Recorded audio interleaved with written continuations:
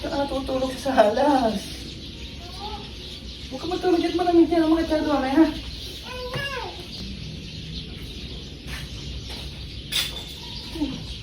Ba't yung sinasarado to? Hindi. Sinasarado nyo, baka tayo pasukin. Oh, ba't ka naman natulog sa salas?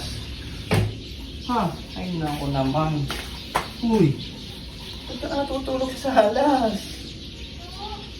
Huwag ka matulog dyan, malamig yan ang mga tiyado, amay ha? Ikaw eh, pinagsa mo ang kagabi yan. Ano ang ate din ha? Yan tuloy. Hirapan ka tuloy na yun. Bakit? Ano ginagawa mo dyan? Wala, papabay na. Eh, sino nasa baba? Si nanay yun, nag-uwi kagabi. May pupuntahan daw kasi siya, kaya dito ko muna pinatuloy. Bakit? Ang baho. Anong baho? Akala ko ganyan doon. Hindi, dito lang ako sa taas. Ang baho. May naamo yan. Anong meron sa kamay mo?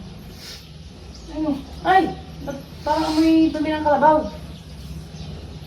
Napadaan ko sa may ano, palayan. Napaano ko nung ano. Ah, paano? Yung tayo ng kalabaw ata ito. Siya, Buisit! pagbukas ka doon. Ang Buisit! baho mo, pati ikaw, hugas ka na rin.